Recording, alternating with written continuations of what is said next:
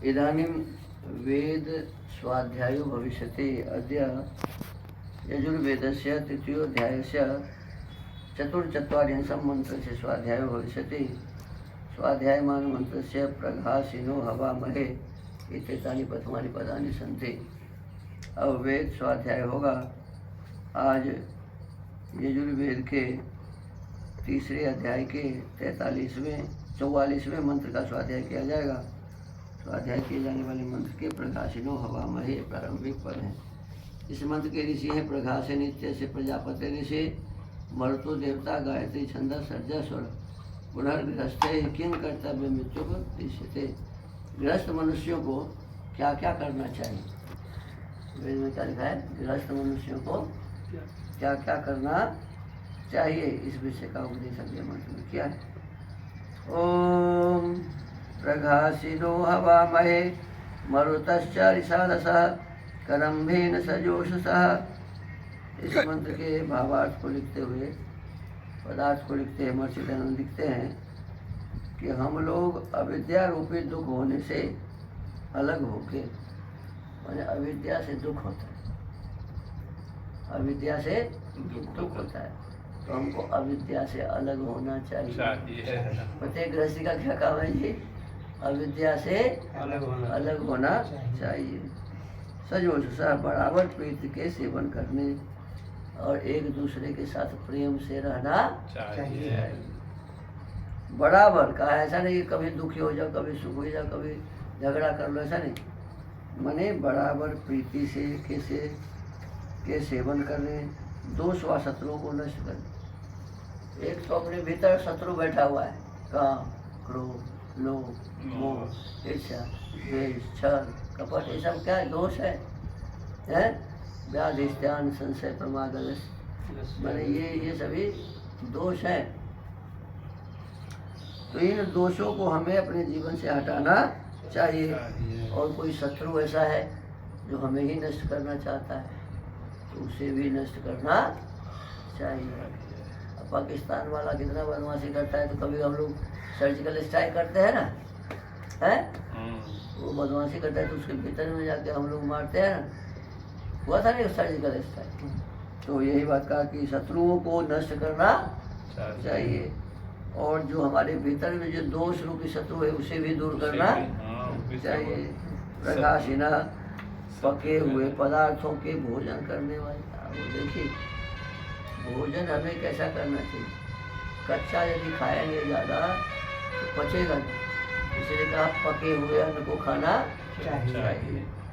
और अतिथि लोग और यज्ञ करने वाले विद्वान लोगों को सत्कार पूर्वक नित्य प्रति बुलाते रहे। अब देखिए वेद का आदेश है, हमारे यहाँ परंपरा रहा है।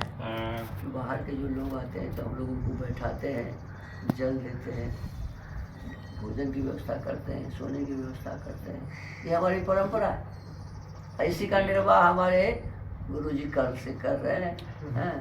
रात में जब तक हम लोग भोजन नहीं कर लिए तब तक बिल्कुल बैठे रहे, खड़े रहे, हमारे सामने खिलाते पिलाते रहे। तो आप अच्छे गृहस्थ परिवार है हमारा, ये अच्छा गृहस्थ परिवार। तो यही वेद का आदेश जो है वही हो रहा है, ऐसे ही सबको करना चाहिए।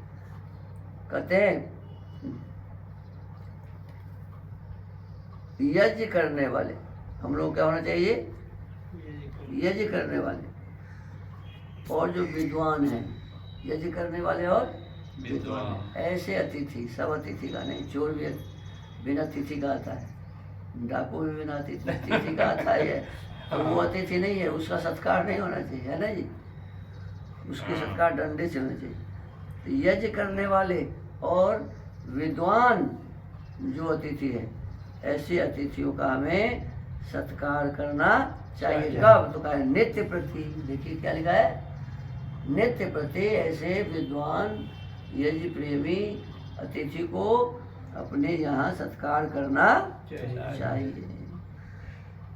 गृहस्थों को उचित है कि वैद्य, शूरवीर और बीज माने को जानता सिद्ध करने वाले मनुष्यों को बुलाकर उनकी यथावत सत्कार पूर्वक सेवा, माने ज्ञानी पुरुष को वैद्य अर्थात डॉक्टर, शूरवीर अर्थात बलवान, बलवान डॉक्टर माने वैद्य, और यज्ञ करने वाले श्रेष्ठ व्यक्ति, ऐसे मनुष्यों को बुलाकर उनकी यथावत सत्कार पूर्वक सेवा करके उनसे उत्तम उत्तम विद्या व शिक्षाओं को निरंतर ग्रहण करें। अतिथि विद्वान जब आएंगे तो कुछ बताएंगे ना, तो बताएंगे तो हमें नई रास्ता मिलेगी, तो हमें ऐसा करते रहना चाहिए।